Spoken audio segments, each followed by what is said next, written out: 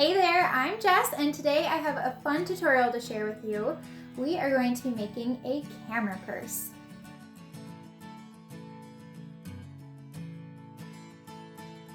First of all, welcome to the Sallie Tomato YouTube channel. I am so glad that you're here and that you found us because we have so much to offer. Here you'll find lots of sewing tutorials, inspiration, and I just absolutely love sharing my passion for sewing with you. And if you've been here before, welcome back. I'm so glad that you're here for another tutorial. This tutorial is for our second pattern launch of the year, and it pairs so well with our new collection of webbing, which is great for customizing straps and handles on bags. For this tutorial, we're going to be using the Stewart pattern, which is a brand new release. It was actually released earlier to anyone who purchased one of our Advent boxes last year. There are so many options for fabric choices and strap options, plus there are two sizes included in the pattern. Here's a comparison of the two sizes side by side. Each size uses foam to stabilize the bag and give the bag shape. So if you plan on commuting with a small camera, the bag does have that extra padding on the sides to help protect it. These bags are also the perfect size to use as an everyday bag for your phone, keys, cards, makeup, snacks, and other essentials. There are two zipper pockets on the exterior, one on the front and one on the back. So you may be looking at the end results of this bag and thinking that it looks kind of intimidating, but don't worry because these bags are actually very easy to make, and in this tutorial I'll take you step by step to show you how to do it. The top of the bag has an accented zipper closure so you can feature some contrasting faux leather or cork fabric to really highlight the zipper. I do recommend using handbag zippers for this project, so that's coil size number 5, and Sallie Tomato offers a variety of handbag zippers, including our new striped zipper tape and metallics. Our zippers have a nylon coil with a metallic finish so you can easily cut and sew through the coil, but it has a faux metal look which appears super professional. This bag has a unique construction where I'll show you how to box the sides of the bag to create the shape. So before we get started, be sure to grab the Stewart pattern. You can either download it from our website or check your local fabric shop to see if they stock it. All of the supplies you need are listed on the back of the pattern. So gather the supplies you need and cut out the pieces for the size bag that you'd like to make, and let's begin. Before we begin, I always suggest to review the recommended fabrics on the back of the pattern cover, so that way you choose fabrics that are going to be easy on your sewing machine and for easier construction. It also might be helpful to label your pieces as you cut them by marking the name on the wrong side of each piece with a removable pen or some chalk, or you can download and print the free piece labels on our website. What's nice about the labels is you can reuse them again and again for other patterns. First, I want to walk you through the fabrics for this project. You'll need to select a main fabric, which I recommend using either a cotton or a canvas. Your main fabric will be for your main panels, your exterior pocket, and strap connectors. You'll also need a contrast fabric. For this, I recommend faux leather or cork. The contrast fabric will be used for your adjustable strap, zipper accents, zipper tabs, and an optional tassel. If you rather make a strap using webbing, I recommend checking out our Make a Strap pattern and the variety of webbings available on our website. The webbing is very durable and it gives a boutique style finish to your bag. You'll also need a lining fabric, which I recommend cotton or linen, a lightweight woven fusible interfacing, foam stabilizer, and also a heavyweight stabilizer, which will be used to stabilize the base of this project. I've already went ahead and fused one piece of coordinating interfacing to the wrong side of main fabric pieces A for the main panels, 2 main fabric pieces B for your front pockets, and lining pieces A for your main panels. Next, we'll attach the foam to the coordinating pieces. So you'll position one foam piece A on the wrong side of each main fabric piece A and align all edges. Use basting spray or sewing clips to hold the layers together. Next, over at the sewing machine, set your machine to a longer stitch length, such as 5 millimeters, for a basting stitch, and baste around all the edges of the foam with a 1/4 inch seam allowance. After sewing, you're going to mark 2 horizontal lines on each of your main fabric pieces A. Refer to the pattern for the measurements, and each time that you mark a horizontal line, you're going to measure down from the top edge of the piece. So if you're using a directional fabric like me, just make sure that you have each of your main panels positioned correctly so the print runs from the top towards the bottom. After marking each of those horizontal lines, you're going to top stitch along each horizontal line. Whenever we do top stitching throughout the pattern, you'll want to use a 3.5 millimeter stitch length. Next, we'll work on attaching the exterior zipper pockets. I've already marked each of the contrast piece F zipper tab pieces according to the pattern.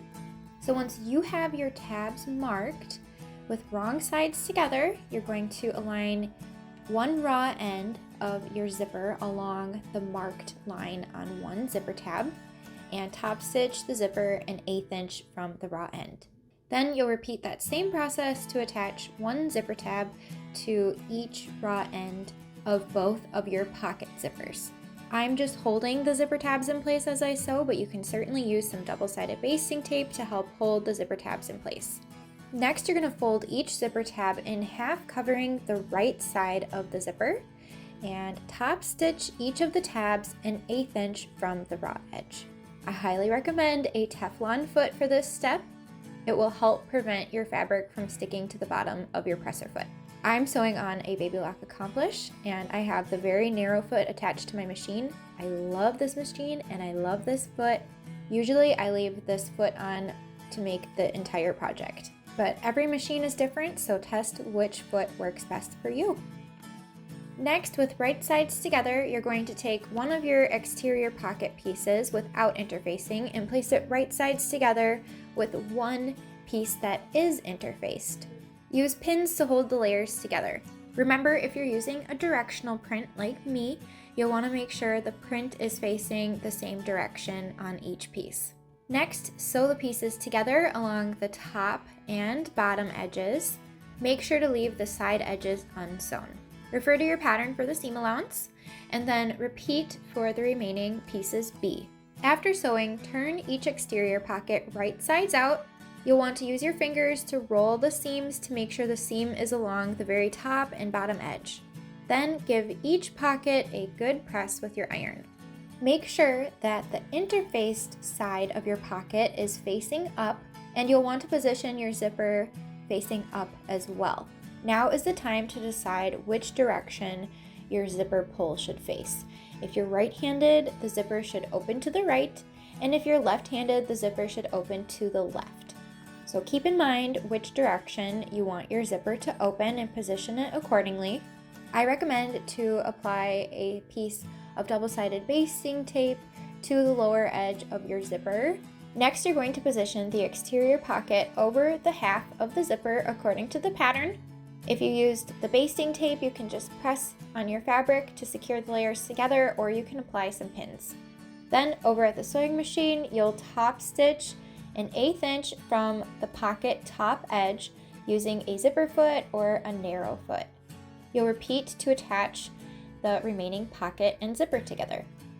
Next, I've already went ahead and marked the placement for the pocket on each of my main fabric main panels. Then, with right sides together, position the zipper above the placement line and use some pins to hold together. Then, over at the sewing machine, top stitch the zipper in place according to the pattern.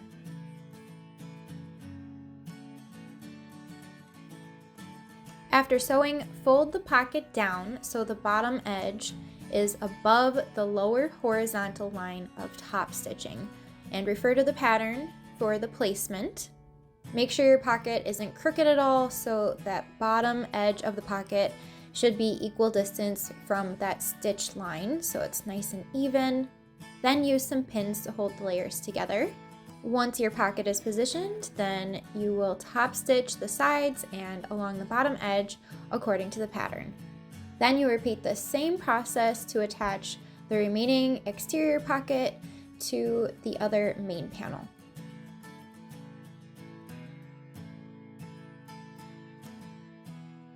Next, we'll attach the top zipper closure.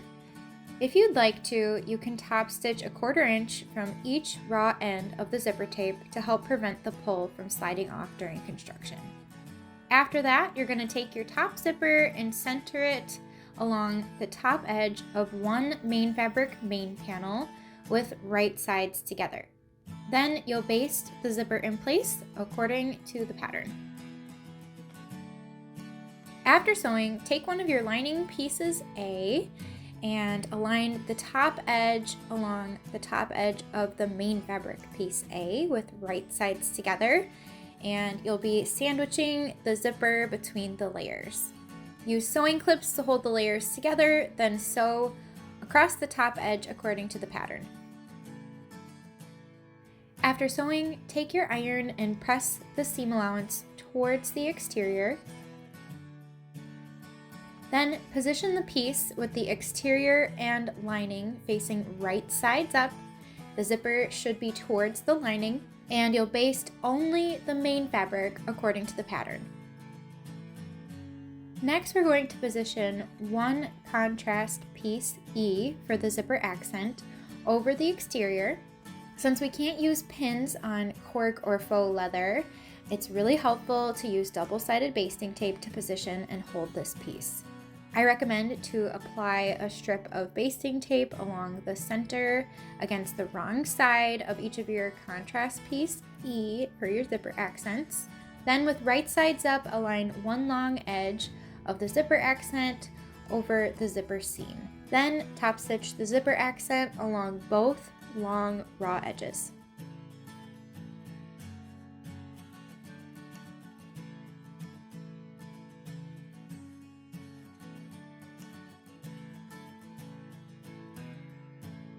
Next, fold and press the lining down so it's wrong sides together with the main fabric.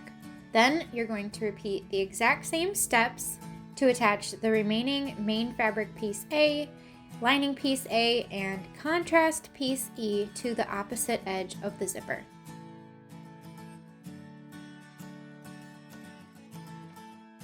After sewing, move the top zipper pull to the center.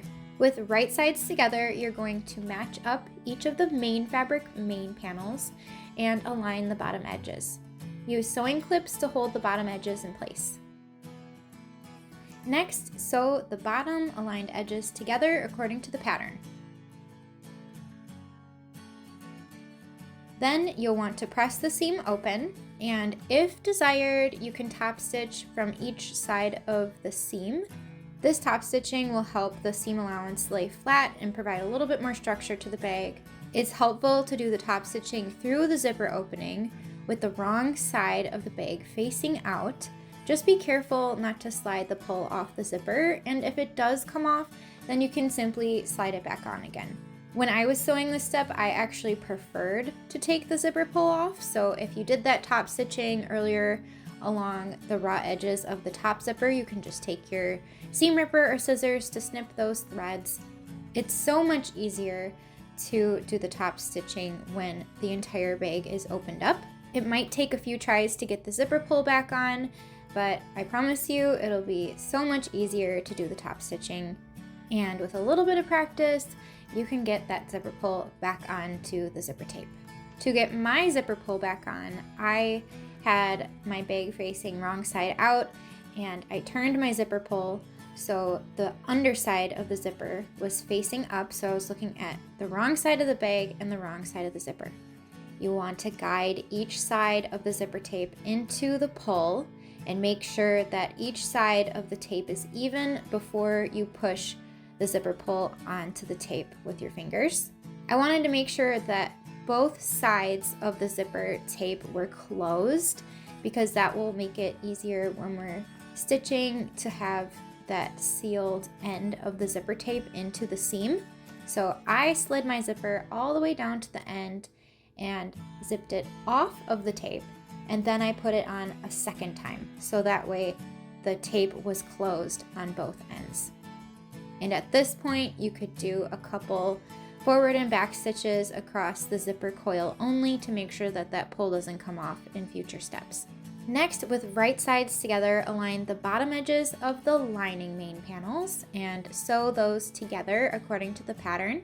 And make sure to leave a section about 5 inches unsewn in the center of the bottom seam. This will be for turning the bag right side out later on. When you start and stop at that opening in the center, make sure that you backstitch.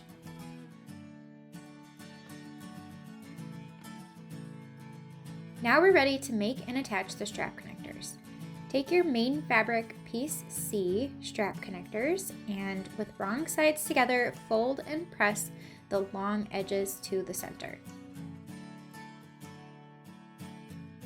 Then fold the piece in half again with wrong sides together and press. Next, top stitch an 1/8 inch from each folded edge.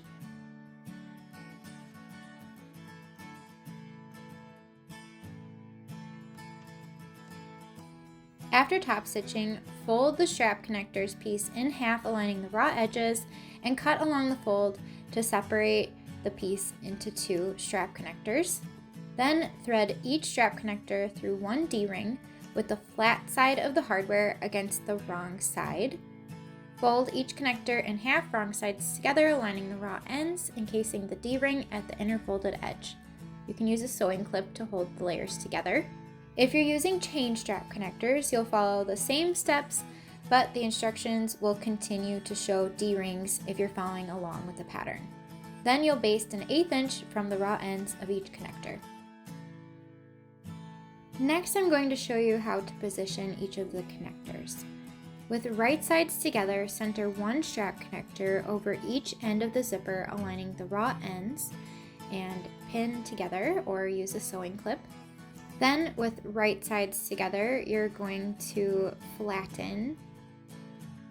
Then, with right sides together, you're going to center the zipper over the bottom seam, flattening the panels for the main fabric as well as the lining fabric. Use sewing clips to hold the layers together, and repeat for the other side with the remaining strap connector.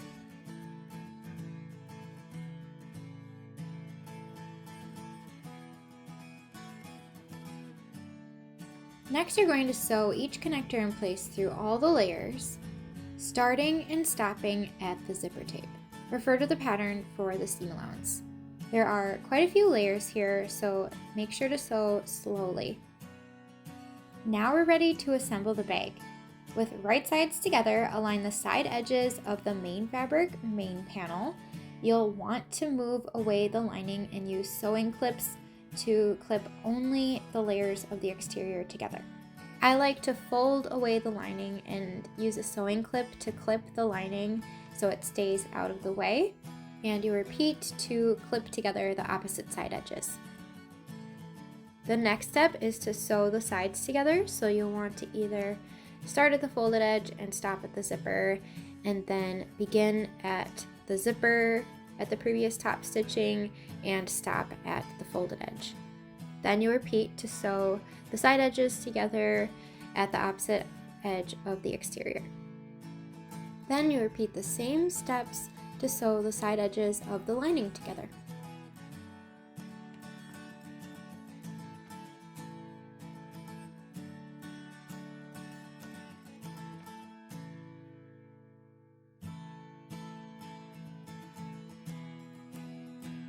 Next, we're going to cut a square out of each corner of the main fabric and the lining panels according to the pattern. Make sure when you're measuring the square, you're measuring from the seam and the folded edge. I like to go ahead and mark each of the corners first and double check my measurements are correct before I go ahead and cut with my scissors. So once you feel confident in your markings, cut along each of the marked lines to cut out the square from each corner.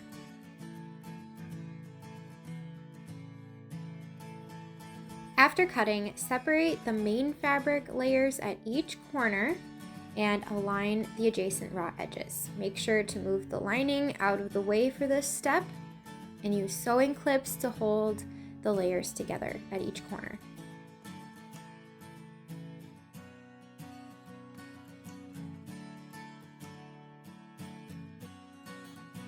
And here's what it should look like with the layers of the exterior clipped together at the corners. Again, make sure that the lining is away from each of the corner edges. Next, you're going to sew each boxed edge according to the pattern, and it's very important to backstitch at the start and at the end of each seam for reinforcement.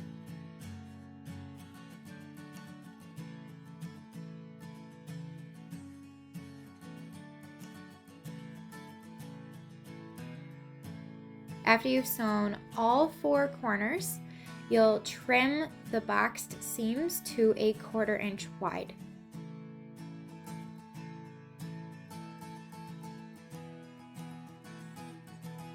Next, you're going to repeat the same steps for the lining to align each of the corner edges.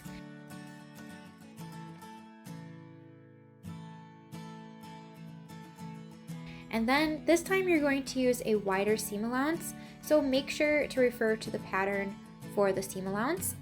After you've sewn one corner, trim the seam allowance to a 1/4 inch wide. Also, I recommend to work on one corner at a time since the foam doesn't allow you to align each of the lining edges very well. So just take your time and work on one corner as you go. Then simply continue to sew each of the remaining lining corners. Now we're ready to turn the bag right side out through the opening in the lining. So reach in and pull the fabric through and use your thumbs to work the fabric through the turning opening to turn the bag completely right side out.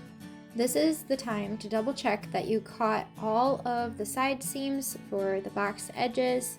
If you need to go back and fix any of the seam allowances, now is the time to do so before we seal the turning opening closed. Once the bag is turned completely right side out, you'll insert the heavy stabilizer piece I for the base through the opening and position it at the bottom of the exterior. The heavy stabilizer will just sit between the layers of the lining and the exterior. Then turn the raw edges of the opening to the wrong side so the folds are even with the seam, and top stitch the opening closed with the 1/8 inch seam allowance.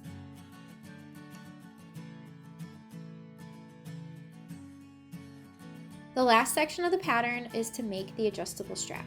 You can either follow along with the instructions or watch the video on our YouTube channel for a step-by-step tutorial on how to make an adjustable strap from cork fabric or faux leather. Otherwise, you can skip the last section completely and use the instructions in the Make a Strap pattern to make a coordinating strap out of webbing for your bag. Once you've completed either option, you can attach the swivel hooks to each of the D-rings and your bag is ready to use.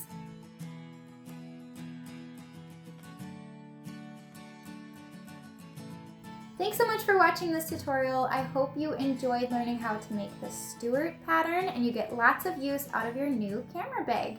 As always, I'd love to hear your honest feedback about the pattern design, the construction, and also the tutorial, so leave your comments below and we'll be sure to respond to any questions.